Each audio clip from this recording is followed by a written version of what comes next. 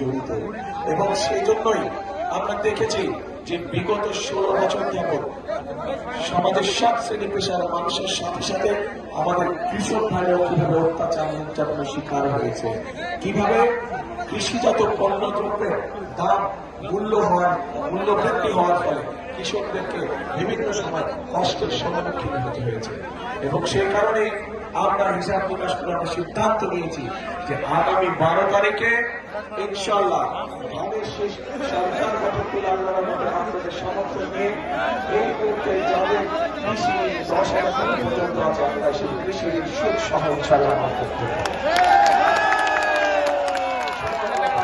কৃষকদের 10,000 টাকা পর্যন্ত কৃষি ঋণ সুদ সহ ইনশাআল্লাহ আমরা করব। প্রিয় ভাই বোনেরা,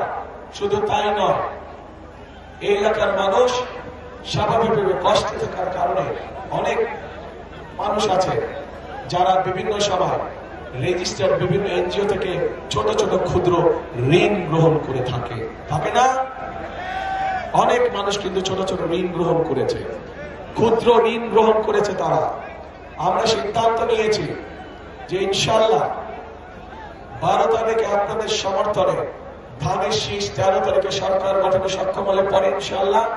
আমরা এই যে ক্ষুদ্র ঋণ যারা রেজিস্টার্ড এনজিও থেকে গ্রহণ করেছেন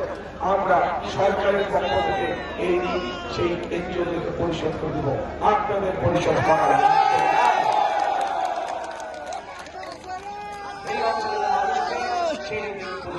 বাংলাদেশ জাতীয়তাবাদী দল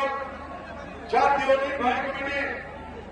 রংপুর বিভাগীয় সাংগঠনিক সম্পাদক লাঙ্গলের হাটটি সংসদীয় আসনের ধানের শীষের পদপ্রার্থী জননেতা অধ্যক্ষ আসাদুল হাবিব তুলু বক্তব্য